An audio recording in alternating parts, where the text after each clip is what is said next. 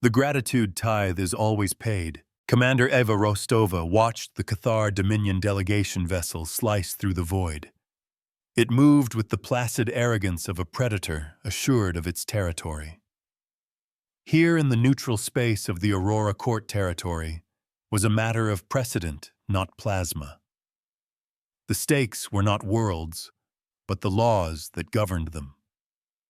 Rostova stood on the observation deck of the UNS. Saint of Measures, a ship built for arbitration, not annihilation. Its purpose was to enforce the simple, terrifying human idea of a fair contract. She could feel the faint hum of the ship's primary cogitator, the fleet-mind Archangel, through the deck plates, a silent partner in the coming storm. The Cathar had levied their gratitude tithe against the fledgling Lyra system, a species new to the galactic stage. Humanity had filed a formal objection forcing this public inquiry. Their claim was simple. The Cathar saved the Lyran homeworld from a stellar flare. Their price was perpetual servitude codified as a debt of gratitude. The law was on their side, but justice was not. Rostova's fingers tightened on the cool metal of the railing. They came to this court seeking a judgment, a binding precedent, that would shatter the Cathar's legal framework of enslavement. The inquiry would be a trial by public record, and every word would be weighed. Every cost would be counted. The Dominion's methods were insidious, a slow strangulation by legalese. Down on Lyra Prime, a family of artisans felt the squeeze. Kalen, a weaver of sonic tapestries, watched his daughter sketch patterns on a datapad. The Cathar's tithe had claimed his workshop's energy credits first, then his materials. Now they demanded his daughter's indenture to pay the ever-compounding interest on a debt of salvation. They called it a privilege to serve their benefactors. Kalen called it a collar invisible but for the weight on his soul. Humanity's intervention was a desperate, unbelievable rumor. They broadcast their arrival with full diplomatic honors. Archangel noted its voice, a calm, androgynous tone in Rostova's cochlear implant. Their legal posturing is flawless. They project confidence. Arrogance is a shield for a weak argument, Arch Rostova murmured, her eyes fixed on the approaching ship. They believe their own doctrine. That's what makes them dangerous. The Cathar ship was a dark obsidian wedge absorbing the light of the nearby star. It was a physical manifestation of their philosophy, a void that consumed. Our deeds are written in ledgers, not in blood. Their doctrine is mathematically sound. From a position of absolute advantage, the AI countered. The value of an entire civilization is by their calculus infinite. Therefore, any price they demand is by comparison negligible. Humanity rejected that calculus centuries ago, Rostova said, a hard edge to her voice.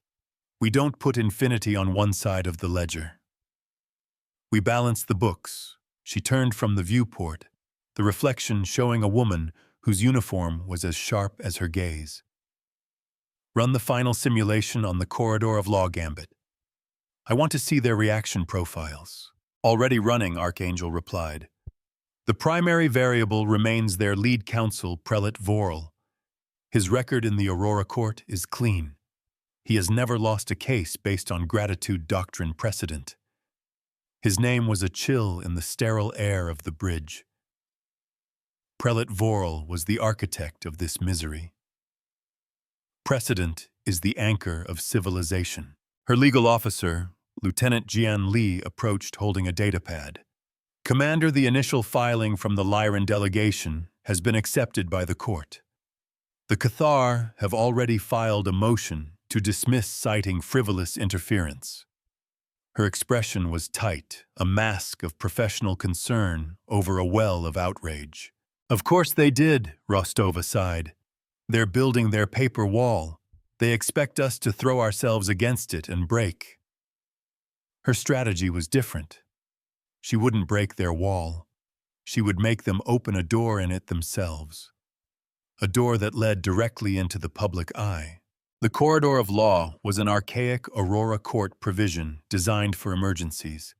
It allowed a third party to compel a direct statement from a primary party if a clear and present danger to galactic commerce or stability could be demonstrated.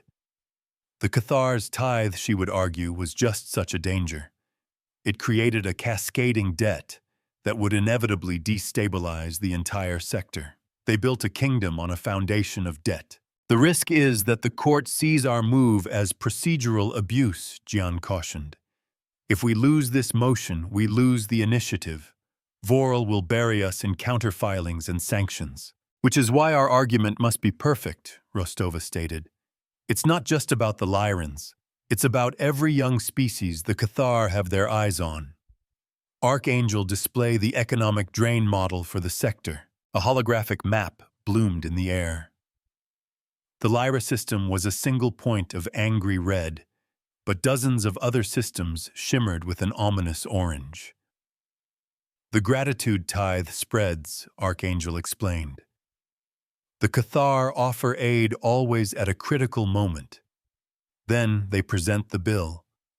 The debt is designed to be unpayable by the primary generation. It passes to their children and their children's children. The hologram showed tendrils of red light extending from Cathar space wrapping around nascent civilizations. It was the cartography of conquest by contract. The Cathar vessel finally docked with the Aurora Court Station, a sprawling lattice of silver and gold filaments held in a delicate gravitational balance. The station was a monument to the idea of neutral ground. Here empires could meet and speak without drawing blades.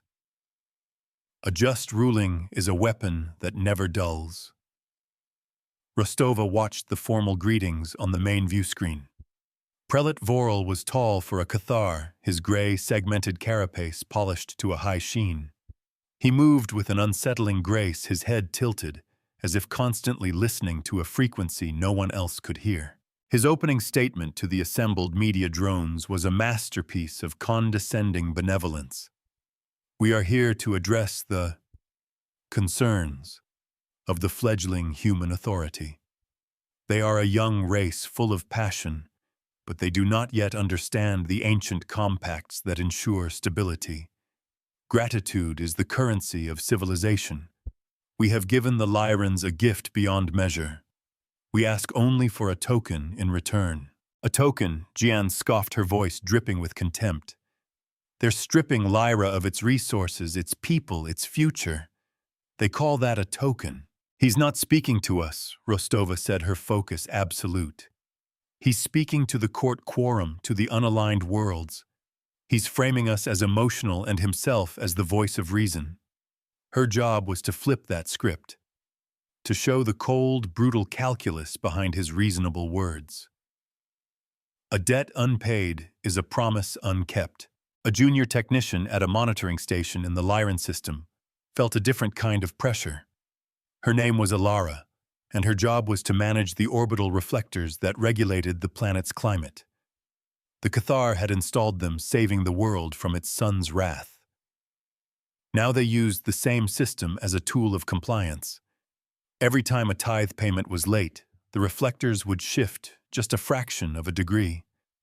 The planetary temperature would rise. Crops would wither. It was never enough to kill, only to remind. Alara's hands trembled as she made another microscopic adjustment, diverting energy she knew her people needed for desalination. This was the reality of the Cathar's gratitude. The motion to dismiss will be heard in 3 hours, Archangel announced. Prelate Voral will argue it himself, Good Rostova said. He's confident. Overconfidence leads to mistakes. She straightened her uniform tunic. Lieutenant, prepare the corridor gambit. We're not waiting for his motion. We're filing our own. Jian's eyes widened slightly. We're forcing the issue now, before the preliminary hearing. We're forcing it now, Rostova confirmed. We will argue that the motion to dismiss is in itself an act of economic aggression. That by delaying a full inquiry, the Cathar are actively causing the harm we seek to prevent. will use their own procedural weapon against them. A law is a lever. You just need the right place to stand. The logic was recursive, a legal loop designed to catch Vorel off guard. It was a very human way of fighting, not with overwhelming force, but with a clever interpretation of the rules. The probability of success is 42%, Archangel calculated. It's enough, Rostova replied. She walked toward the bridge's exit. Inform the Lyran delegation. Tell them to be prepared to testify to the immediate and ongoing harm. And tell them the Saint of Measures remembers by ledgers, not by collars. It was the motto of their fleet, a promise and a threat. A promise to the oppressed and a threat to those who would use ink and paper as chains. The antechamber of the Aurora Court was a cavernous space filled with the murmur of 100 languages and the soft chime of intersecting legal fields. Rostova walked through it flanked by Jian Li and a pair of stoic human guards. Her presence drew looks. Humanity was a newcomer to these ancient halls, and their methods were viewed with a mixture of curiosity and suspicion. They didn't build vast empires or command fleets that darkened stars. They built airtight legal cases. They fought battles in archives and won wars in courtrooms. Prelate Vorel and his entourage stood near the chamber's center, a knot of imposing figures in dark flowing robes over their carapaces. Vorel's eyes, multifaceted and black, locked onto Rostova's. He gave a slight, formal inclination of his head, a gesture that was both a greeting and a dismissal. Rostova met his gaze and offered a crisp, professional nod in return. There would be no theatrics, no angry words exchanged in the hall. The battle would be fought in the precise language of the law on the official record. As they entered the hearing room, a vast amphitheater carved from a single asteroid, the sense of history was palpable. The air itself seemed to hum with the weight of past judgments. The quorum of arbiters sat in a high curving arc, their forms diverse and ancient. There were crystalline beings, gaseous sentiences, machine intelligences, and biologicals of 1,000 different shapes. They were the keepers of galactic precedent. The human delegation invokes the corridor of law. Provision 7, the chief arbiter's voice boomed, a translated, synthesized tone that was perfectly neutral. They claim a clear and present danger to the economic stability of the Lyran sector. On what grounds? Rostova stepped forward. The acoustics of the room were perfect. She needed no amplification. Honored arbiters, the danger is not in the future. It is happening now. The Cathar Dominion's motion to dismiss this inquiry is a legal tactic designed to prolong the suffering of the Lyran people and to continue the systemic drain of their economy. Every moment this court delays, another tithe is collected. Another family is indentured. Another piece of the Lyran future is consumed. The clock is a cruel master when debt is the currency. Prelate Vorel rose to respond, his movements fluid and economical, a dramatic if baseless accusation. The gratitude tithe is a legal binding contract willingly entered into by the Lyran provisional government at the time of their salvation. Our collection methods are merely the terms of that agreement. The humans see malice where there is only commerce. They see oppression where there is only the orderly repayment of a sacred debt. A debt for what precisely? Rostova countered, her voice sharp. For not allowing a civilization to be extinguished. What is the market value of a species' existence? Show us the line item on your ledger that quantifies survival. We argue that such a debt is by its very nature infinite and therefore unconscionable. It is not a contract. It is a declaration of ownership. This was the core of her argument, the point on which the entire case would pivot. A low murmur went through the assembled observers. The directness of the challenge was startling. It cut through the layers of legal jargon and polite fiction that usually surrounded such cases. You cannot put a price on a soul. Vorel's posture stiffened almost imperceptibly. The value was determined by the party that received the service. The Lyrans agreed to the terms. To question them now is to undermine the very concept of contractual law across the galaxy. He was retreating to his fortress of precedent, the safest ground he knew. The Lyrans had no choice, Rostova shot back. A contract signed under duress is no contract at all. They were facing extinction. The Cathar did not offer a deal. They presented a demand disguised as salvation. She gestured to the Lyran ambassador, a frail bird-like creature whose feathers ruffled with anxiety. Ambassador Vri, please tell the court about the negotiations. The Lyran's voice was soft, but it carried in the silent chamber. There were no negotiations, Commander. We were told the price after the reflectors were in place. We were told to be grateful. Rostova turned back to the arbiters. The Cathar's business model is built on finding those in their weakest moment and presenting them with a bill for their own survival. This isn't commerce. It is predation. And like a predatory organism, it will not stop with the Lyrans. It will spread. That is the clear and present danger. The danger of precedent. The first chain is always forged with a promise. The chief arbiter held up a crystalline hand, calling for silence. Prelate Vorl, the court requires a direct answer to the human's central claim. Is it the Cathar Dominion's position that a species' continued existence can be collateralized? This was the moment. The corridor gambit had worked. Vorl was being forced to state his doctrine out loud in this public forum without the usual legal padding.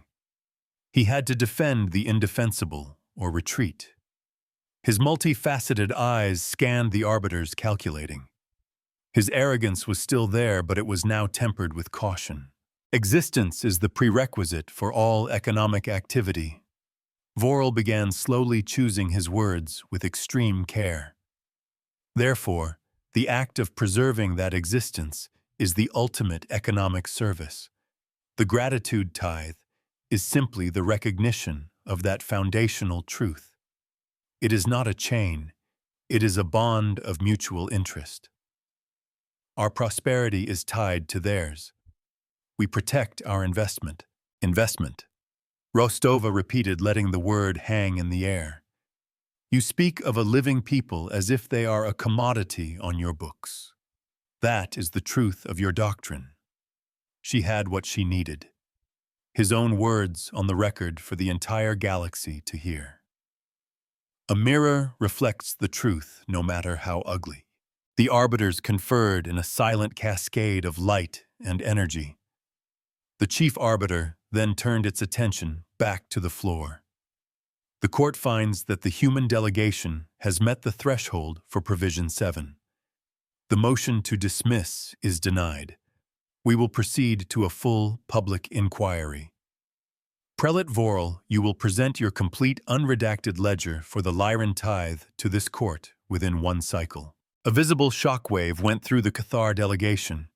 Their ledgers were their most guarded secrets, the complex predatory algorithms of compounding debt laid bare.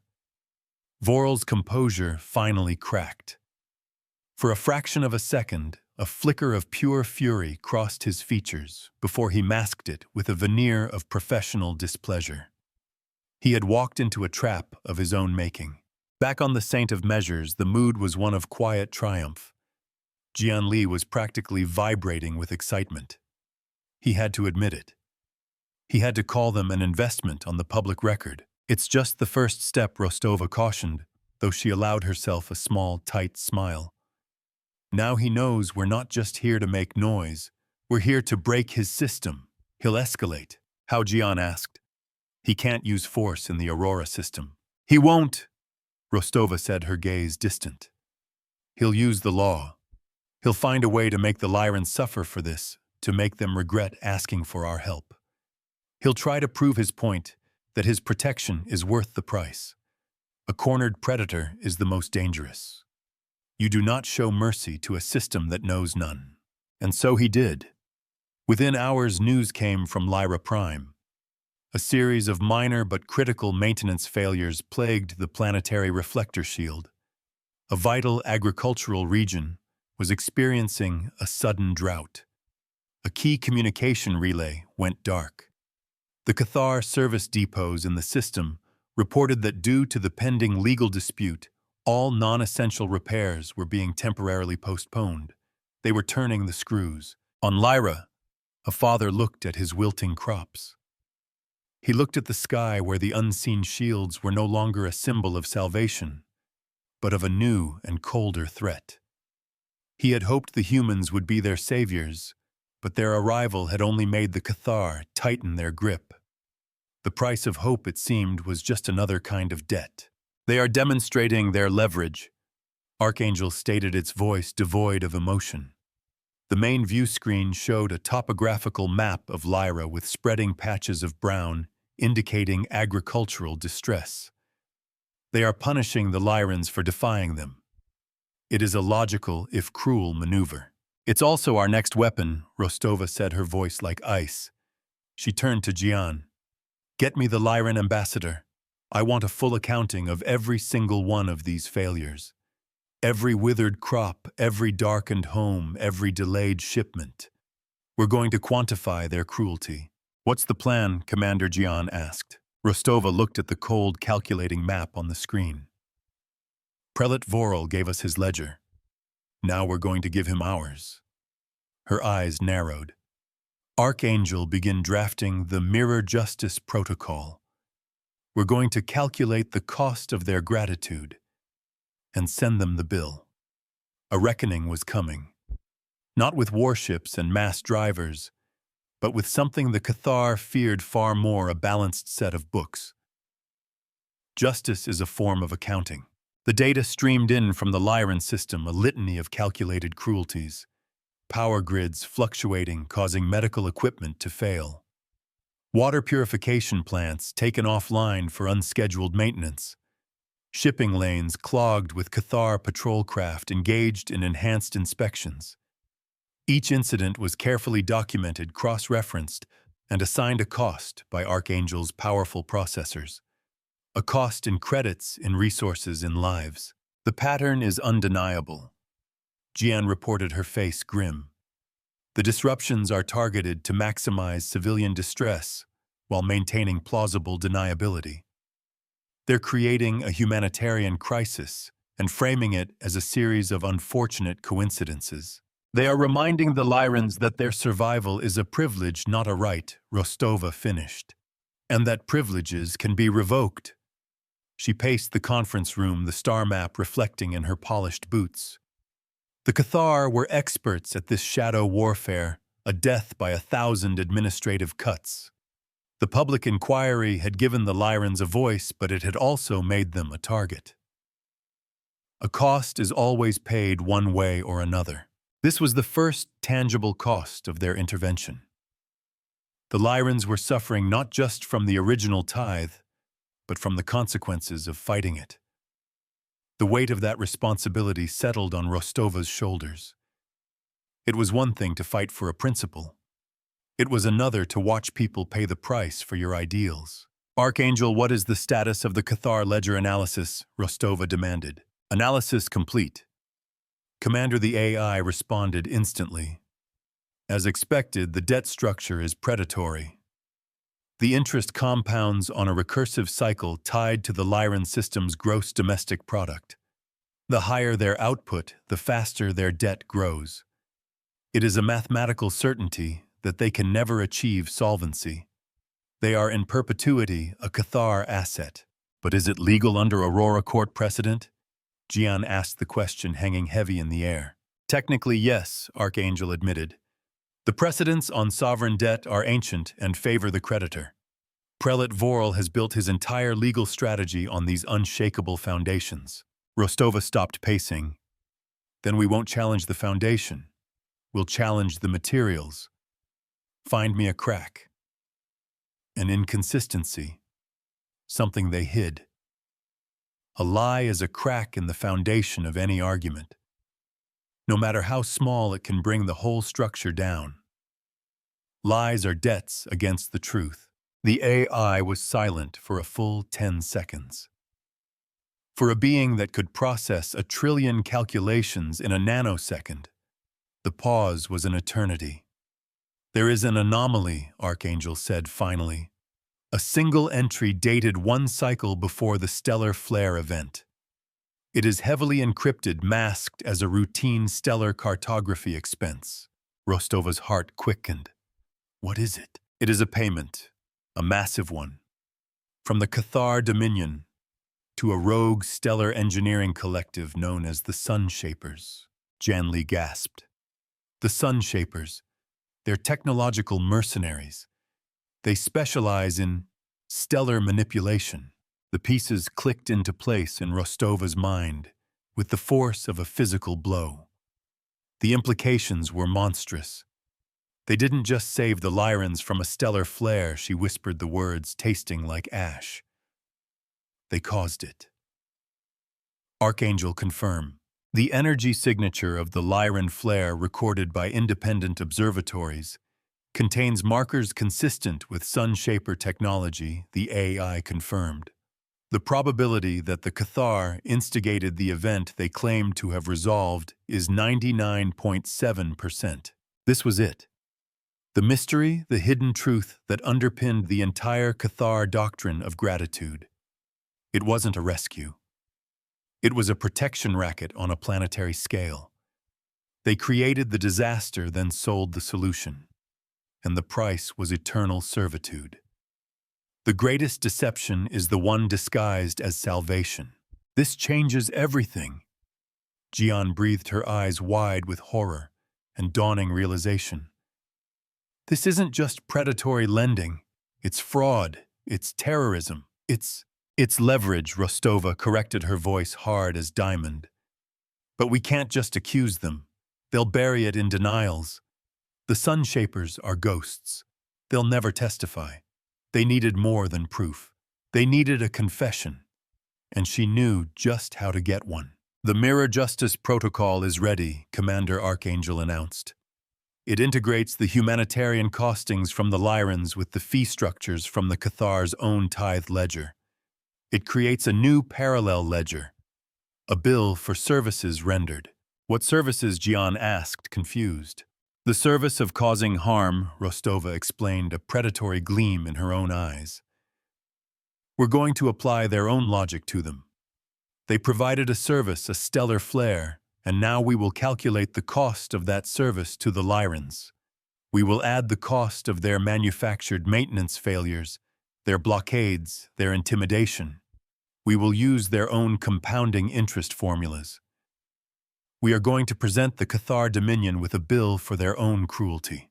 It was an audacious, unprecedented legal maneuver, using the court's own systems to create a countersuit not for damages, but as a direct one-to-one reflection of the harm done. Every credit they had extorted mirrored. Every life they had disrupted accounted for. Every action has an equal and opposite reaction. A civilian freighter captain, a human named Jax, found his ship held at a Cathar checkpoint on the edge of the Lyran system. He was carrying medical supplies, a private relief effort funded by a consortium of human merchants. The Cathar inspector, a hulking brute in ceremonial armor, sneered at the cargo manifest. "This is unsanctioned aid," the inspector growled. "It interferes with the orderly administration of the gratitude tithe. Your cargo is impounded. Your ship is fined." Jax watched helplessly as they began to seize his supplies. He was just one man trying to do the right thing, caught in the gears of a vast, uncaring machine. "The plan is dangerous," Jian warned. The arbiters could see this as a mockery of the court's process. They could sanction us, throw the case out entirely. "It is a risk," Rostova conceded. "But Prelate Vorel has left us no choice. He is strangling the Lyrans in plain sight, using the law as his weapon. We have to turn that weapon back on him." She stood before the holographic display, which now showed two ledgers side by side.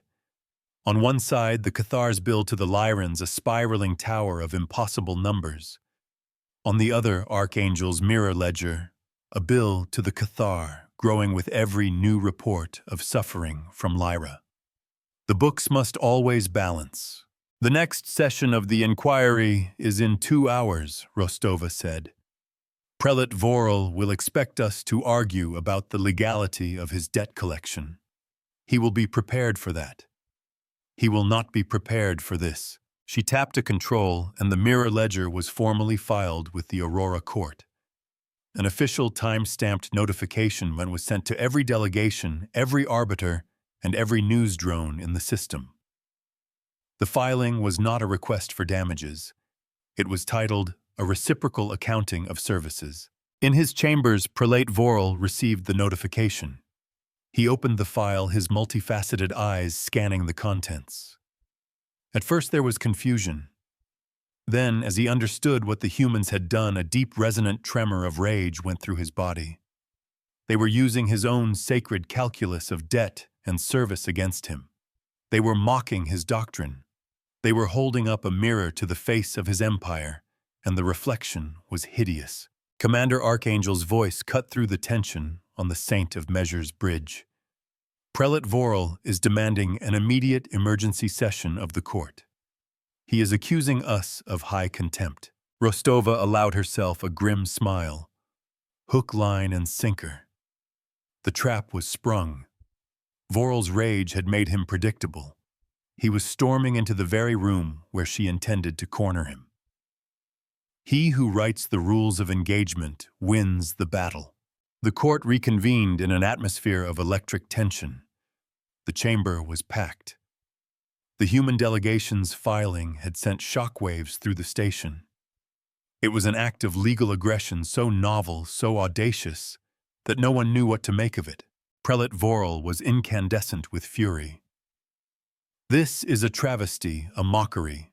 The humans have abused this court's systems to file a nonsensical, insulting document. They have no standing to bill the Cathar Dominion for anything. We demand this filing be stricken, and the human commander sanctioned for this unprecedented act of legal vandalism. The chief arbiter turned its gaze to Rostova. Commander, your response. Rostova stepped forward, her calm a stark contrast to Vorel's fury. Honored arbiters, we have done nothing more than apply the Cathar's own legal principles. Prelate Vorel himself told this court that the act of preservation is the ultimate economic service. We agree. We also argue that the inverse is true, the act of destruction is the ultimate economic liability. She gestured to the main screen where the mirror ledger was displayed for all to see. The Cathar have been providing a great many services to the Lyran people. The service of a failing power grid, the service of a delayed growing season, the service of a communications blackout. Our filing is simply an itemized invoice for these services calculated using a formula for interest and damages taken directly from the Cathar's own tithe contracts. A perfect mirror shows no bias. Vorel was sputtering for the first time at a loss for words. This is absurd. There is no precedent for such a reciprocal accounting. Then let us make one, Rostova said, her voice ringing with authority. For centuries, the Cathar Dominion has operated from a position of unassailable legal advantage. They initiate contact with a species in crisis, offer a solution, and then present an unpayable bill. But what if the crisis itself is part of the service provided? She paused, letting the implications sink in. The chamber was utterly silent. She had his attention. She had everyone's attention. We have found a curious entry in your own ledger, Prelate. A payment made to the Sun Shapers just before the Lyran stellar flare. The name fell into the room like a stone into a silent pool. The Cathar delegation froze. Vorel's carapace seemed to shrink in on itself. He had walked directly into the kill box. The truth is a debt that must always be repaid. This is a baseless, slanderous accusation, Vorel hissed, but the denial was hollow. The shock and fear in his eyes were visible to everyone. Is it? Rostova pressed, relentless. Then open your full, unredacted records. Show us the nature of your contract with these stellar mercenaries. Explain to this court why the energy signature of the flare that nearly destroyed Lyra matches the known technological fingerprint of the very group you paid millions of credits to. Explain to us how salvation can be a business model when you are the ones selling the disaster. She had him.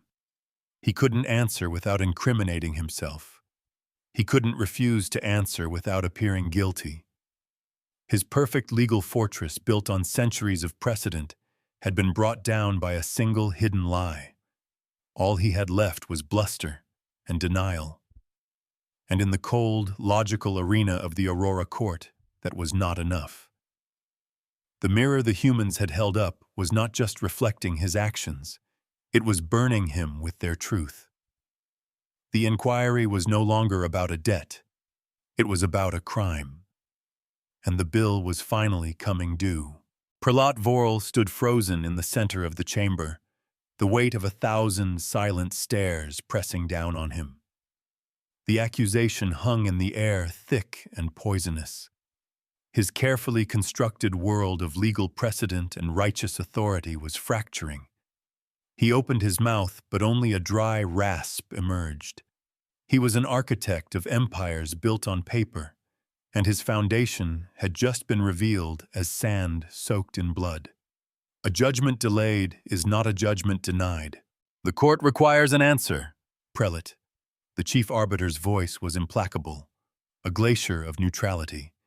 Did the Cathar Dominion procure the services of the Sun Shapers to create the stellar event in the Lyran system? Vorel's mind raced, cycling through 1,000 legal stratagems. He couldn't admit it. He couldn't deny it without proof to the contrary. So he attacked the messenger. This is a fabrication, he finally boomed, his voice regaining its imperious tone. A desperate gambit by a young violent race that cannot comprehend the subtleties of galactic commerce. The humans have forged this evidence to slander us, to undermine the sacred bonds of gratitude that hold this galaxy together. Rostova remained impassive. She had expected the counter-accusation. Our evidence is from your own ledgers, prelate, submitted by you to this court. If it is a forgery, then you have perjured your own testimony. She had him in a logical vice. He could claim the evidence was false, but he could not escape the fact that he had provided it. The law is a cage built of words. The arbiters began another silent, luminous conference. Vorel seized the moment. This inquiry is tainted, he declared, pointing a sharp, kittenous finger at Rostova. The humans' methods are suspect. Their motives are conquest hidden behind a veneer of altruism. They seek to impose their own chaotic, sentimental form of justice on ancient traditions. I demand a full forensic audit of their ship's cogitator, the entity they call Archangel. It is the only way to prove this data was manipulated. It was a clever, desperate move, an escalation. By accusing Archangel, he was attempting to shift the focus to bog the inquiry down in a technical quagmire that could last for years. He was trying to put humanity on trial. This was the second plan-changing escalation. He was using the law to attack not just her case, but her very means of fighting it. A Lyran elder watching the broadcast from a makeshift shelter on her suffering world felt her hope curdle into fear. The Cathar had seemed so monstrous, so clearly in the wrong. But now the prelate's powerful voice sowed doubt. He spoke of ancient traditions and human violence. Could their saviors be just another kind of predator? She pulled her thin cloak tighter, the dust of her dying fields settling on her shoulders. The Cathar were still in control. The request is unusual, the chief arbiter noted, its light flickering with consideration. But the accusation of evidence tampering is a serious one. We welcome a forensic audit, Rostova said calmly without a moment's hesitation. The answer stunned the chamber and visibly jolted Vorel. The UNS Saint of Measures operates on a principle of radical transparency. Our logs are open. Our cogitator's processes are verifiable. We have nothing to hide. She turned to face Vorel directly. But if we are to have a full accounting, then it must be reciprocal. We agree to an audit of Archangel if Prelate Vorel agrees to a full deep core audit of the Cathar Dominion's central financial archives. A truly honest act fears no audience. The chamber erupted in murmurs. A deep core audit of a major power's financial records was unheard of. It was the legal equivalent of a full-body cavity search. Vorel's gambit had just been turned back on him, magnified 1,000 times. He had offered a knife and Rostova had returned with a guillotine. Vorel's composure finally shattered. He took a half-step back, his robes swirling around him. That is unacceptable. Our archives contain state secrets, matters of national security. And what is this inquiry if not a matter of galactic security? Rostova countered smoothly. The security of a species you claim to have saved, and the security of the legal precedents that govern us all. Her voice was a scalpel dissecting his argument with precision. You accuse us of forgery. We offer you the means to prove it. You refuse. The court and the assembled galaxy can draw its own conclusions. The trap was perfect. Vorel's refusal was a confession in itself. He had overplayed his hand, and now everyone in the room could see he was hiding something. The tide of opinion in the chamber, which had wavered for a moment, turned decisively against him. A man's refusal to answer is itself an answer. The chief arbiter's voice was firm. The prelate's request for an audit is denied based on his unwillingness to submit to the same. We will proceed. Commander Rostova, your evidence stands. Prelate Vorel, the court once again asks you to address the matter of the Sun Shapers. Vorel was trapped. His legal maneuvering had failed. His bluster was spent. He stood in the center of the great chamber, isolated and exposed. But he was not defeated. Not yet. He straightened to his full, imposing height. The Dominion will not dignify these baseless slanders with a response. We are withdrawing from this illegal, biased, and human-led sham of an inquiry. He turned to leave his delegation, moving to follow him. It was his final, desperate move to deny the court its authority by simply walking away. You cannot. Rostova's voice cut through the room, stopping him in his tracks. When you docked with this station, you accepted the jurisdiction of the Aurora Court. When you filed your motion to dismiss, you affirmed that jurisdiction. The inquiry is not optional. The law is not a thing you can simply walk away from when it becomes inconvenient. She is correct, Prelate, the chief arbiter affirmed.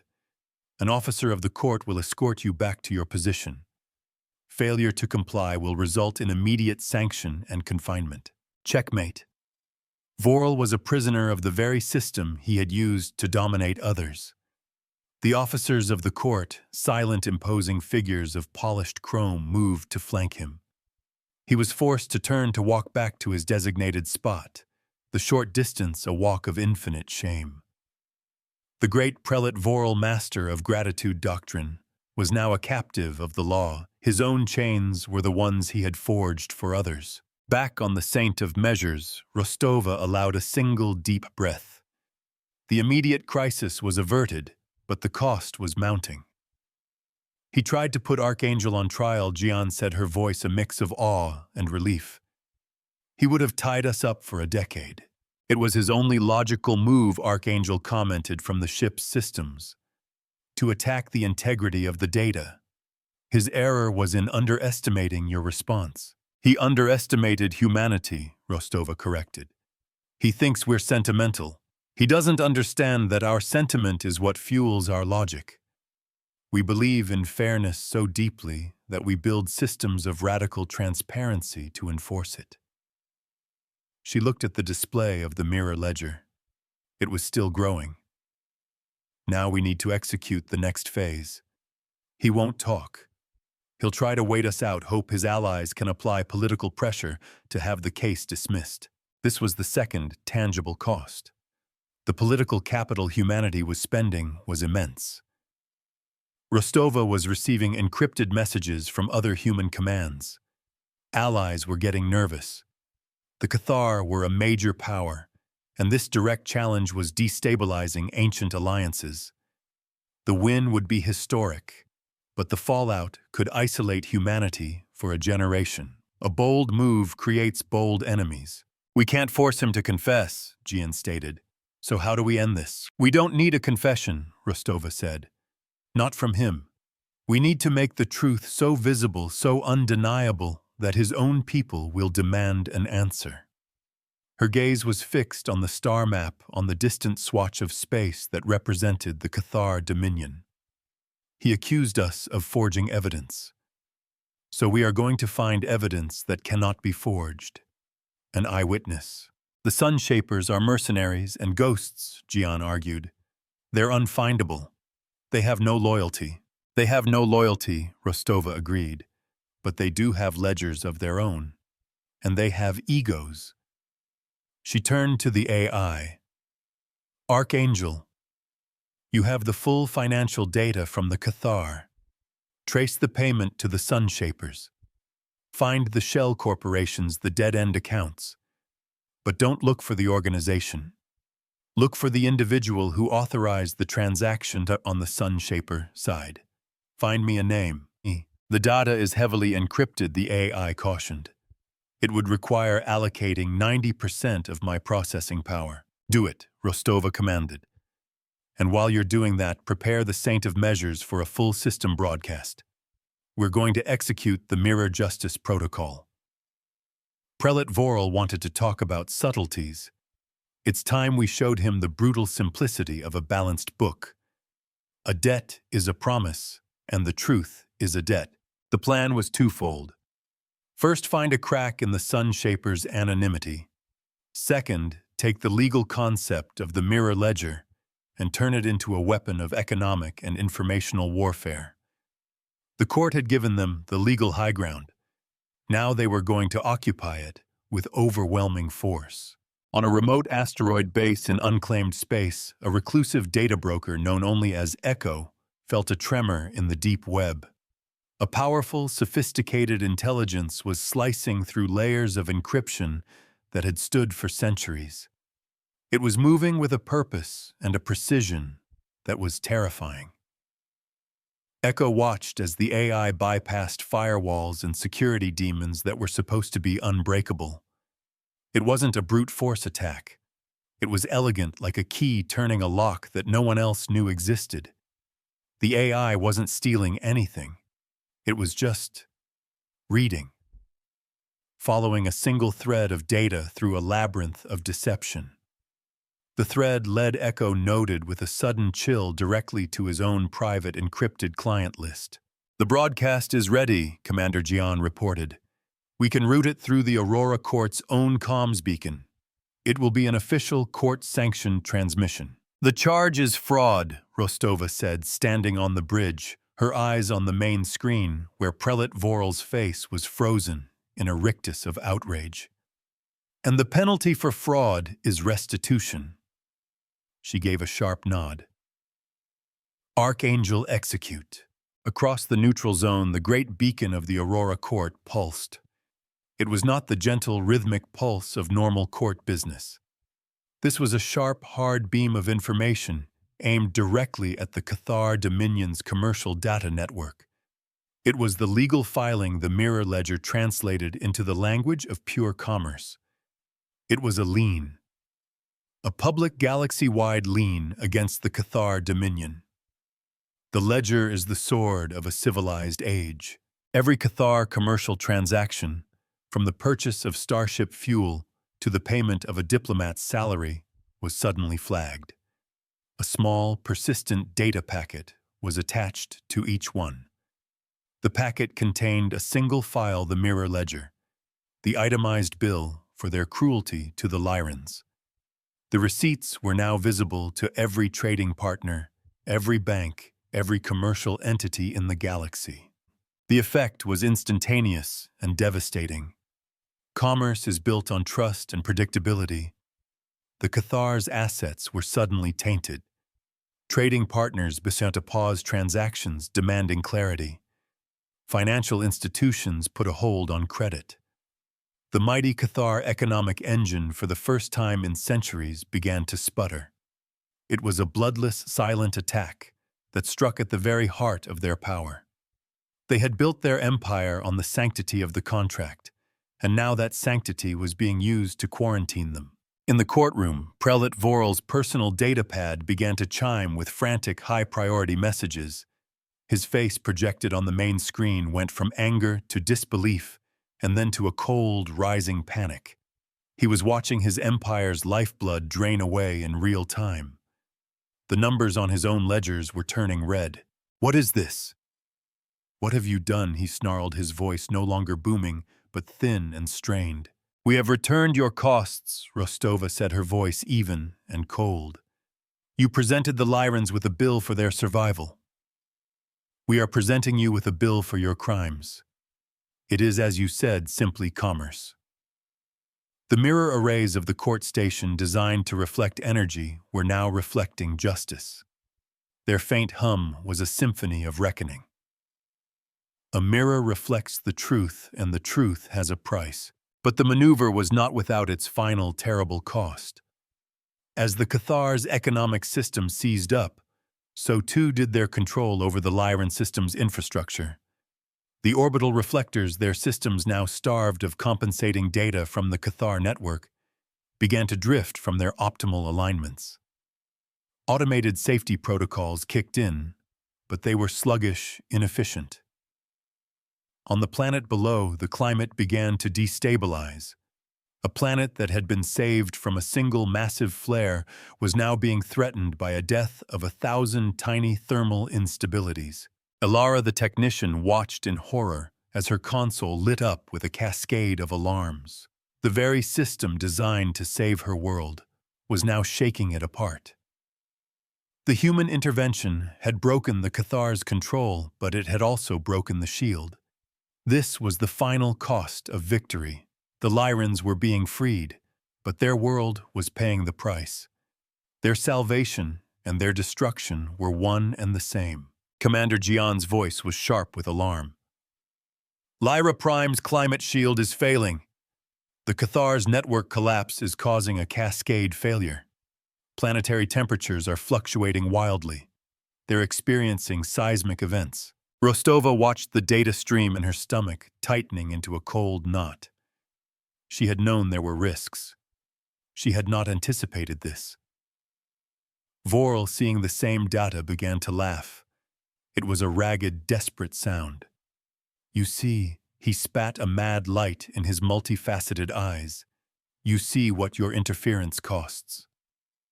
Without us, they are nothing. Without our steady hand, their world dies. This is the price of your sentimental justice." He was right. In a twisted, monstrous way, he was right. They had made the Lyrans so dependent on their predatory care that its removal was a fatal blow. This was the final, most insidious feature of the gratitude tithe. It wasn't just a debt. It was a biological necessity. The cruelest chain is the one the prisoner believes is saving them. Archangel Rostova's voice was quiet, but it cut through the rising tension on the bridge. "Can we stabilize the shield from here?" "Negative, Commander," the AI replied. "The system is proprietary Cathar technology. It is a black box. Any attempt to interface directly without their control protocols could make the collapse worse." They were trapped. They could win the legal battle, but lose the world they were trying to save. The victory would be hollow, a beautiful precedent written on the tombstone of a civilization. This was Voral's last dying move, to make their victory so costly, so horrific, that no one would ever dare to challenge the Cathar again. Rostova looked at the image of Voral laughing in the courtroom. She looked at the dying planet on the tactical display, and she made a choice. The human choice. "Jan," she said, her voice firm, "get me the Lyran ambassador, now." To Archangel, she gave a different order. "You found a name. A sun shaper. Give it to me. The name is Xylar, the AI said. A lead engineer. Highly arrogant according to communication intercepts. He left a digital signature, a boast buried deep in the transaction logs. Open a channel to the courtroom, Rostova commanded. Patch me through directly. And Archangel, find Xylar. Find him now. Offer him anything he wants. Full immunity, a new identity, a world of his own. But get me his testimony. The truth will out, even if you have to buy it. Rostova's face appeared on the main screen in the courtroom, overriding all other displays. She was no longer addressing the arbiters. She was speaking directly to Vorel. This is over, Prelate, she said, her voice resonating with a power that had nothing to do with legal standing. It was the power of moral certainty. You have made your point. You have shown the galaxy that your gratitude is a gilded cage. Now you will watch as we open it. She turned her gaze to the Lyran ambassador. Ambassador Vri the Cathar designed your shield to be dependent on them. But they are not the only engineers in the galaxy. Humanity offers its aid. No contract, no tithe. We will help you build your own shield, a better one free of any master. It will be difficult. Your world will suffer in the short term, but you will be free. The Lyran ambassador, frail and trembling, looked at the images of his dying world. He saw the storms, the quakes. He saw the price of freedom. He straightened his small frame and spoke his voice clear and strong. We accept. Vorel's laughter died in his throat. He had expected them to beg him to bargain with him to save the planet. He had expected to snatch a victory from his defeat by proving their dependence. He had never considered that they would choose freedom, even at the cost of near destruction. He did not understand sacrifice. He only understood leverage. A people who own themselves cannot be bought. And then the final blow fell. A new voice entered the courtroom, broadcast from a secure, untraceable channel. It was raspy, arrogant, and amused. He paid me an untraceable crypto, the voice said. Told me to make it look natural. A coronal mass ejection, but with a little extra kick. Just enough to scare a pre-warp civilization into the arms of a savior. It was Xylar, the sun shaper. Archangel had found him. He called it crisis capitalism. Xylar chuckled. Create the market, then sell the solution. I have the original work order right here, signed by Prelate Vorel himself. A document appeared on the screen. A contract. Not for salvation, but for destruction. Vorel's own signature glyph glowed at the bottom. The lie was finally irrevocably laid bare for the entire galaxy to see. There was no more room for denial, no more space for legal maneuvering. There was only the ugly, naked truth. Vorel stared at the screen, at his own signature, a testament to his crime. He looked at the impassive faces of the arbiters. He looked at the contempt in the eyes of every being in the chamber. He had lost. Not just the case, but his honor, his legacy, his entire world of belief. The gratitude tithe was not a sacred bond. It was a fraud. And he was its chief architect. The chief arbiter's voice was like the cracking of a glacier. Prelate Vorel of the Cathar Dominion, this court finds you guilty. Guilty of fraud. Guilty of conspiracy. Guilty of crimes against a sentient species. The Chrome Guards moved in their movements, precise and final. They took Vorel by the arms. He did not resist. He was a hollow carapace, the arrogance and fire gone, leaving only the ash of his hubris. The inquiry was over. The court's beacon pulsed once more, a final steady rhythm. The public ledger entry blinked on the main screen, visible for all time.